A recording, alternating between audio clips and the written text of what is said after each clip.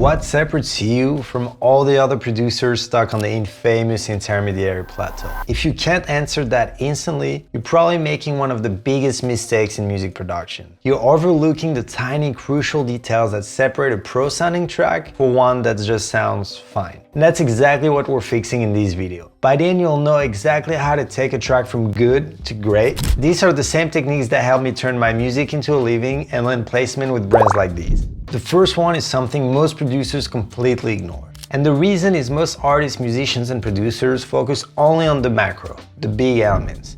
Kick and snare, bass, keys. This obsession with the big thing is why they miss the single most underrated piece of music production. You ever open a soda, take a sip, and realize it's completely flat? The flavor's there, but there's no fizz, no sparkle. It's dead. Drum production is the exact same.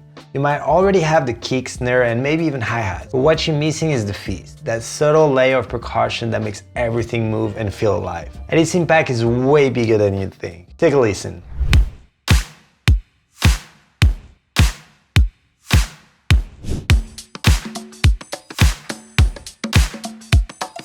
That's the difference between a demo and a record. So how do you add that fizz? Well, there's the classic ways everybody uses. Slap on a shaker loop, that works. Lay a couple of textures manually, also cool. But let me show you my favorite trick, the Frankenstein method. Just grab 2 to 5 percussion loops you like. Don't worry if they're a little messy. Then start chopping them up, delete the parts you don't need. Just keep the flicks, shuffles, and textures. Pan them slightly left and right. You end up with a unique hybrid electronic acoustic sparkle that nobody else has.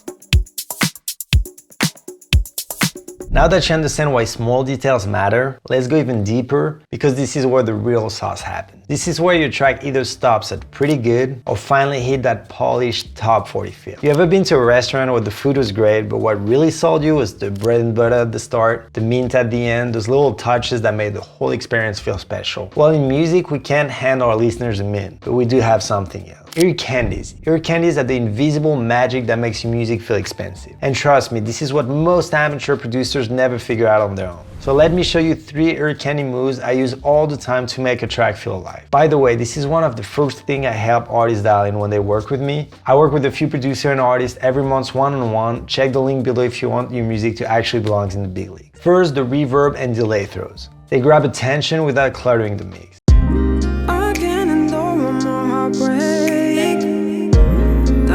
That tiny move just opened up the space, right? Then we have the melodic ear candies. Any sounds work, but I love chopped vocals stuck deep in the mix. They feel like musical whispers and texture.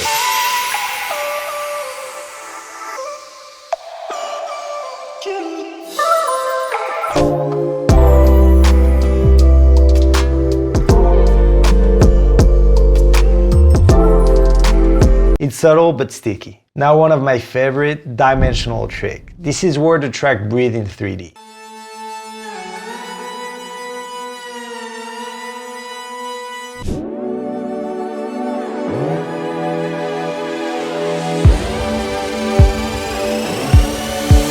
This trick shifts the perspective of your listener like they're inside the music. Now here's the best part, there are no rules. Get weird, subtle, or playful. The limit is your imagination, because this is where your track gets personality. Which is great, but it's useless if people get bored and skip your track. Have you ever wondered how you can sit through a 2-hour movie without checking your phone? It's not luck. It's because great filmmakers know exactly when to slow things down and exactly when to hit it with something unexpected. They control the pace like a conductor controls an orchestra. Great music production does the same. But here's the problem, most producers just let their track play out with no rise, no fall, no control of the experience. And that's the real reason listeners tune out before the chorus even hit. So how do you fix that? With micro moments of contrast, the kind pros use to grab your attention back right before you click skip. Let me show you 2 of my favorite. You ever zone out in the song and then suddenly a little feel snaps you back in? That's intentional. Let me show you.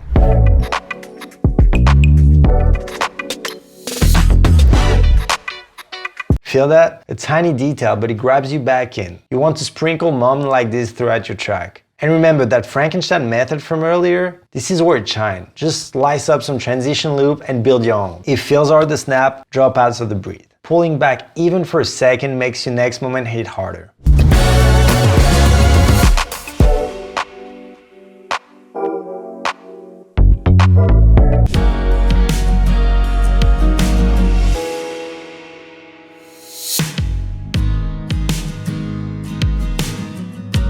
Drop out, reset the listener's attention, and create anticipation. This is pacing mastery, and this is what separates amateurs from pros. But here's the thing, all of this, it only works if you know how to keep your listeners hooked from start to finish. Because even pro sounds and sleek details won't save a track if your arrangement falls flat halfway through. If you want to learn the exact structure top producers use to keep their song addictive all the way through, click here and I'll walk you through it step by step.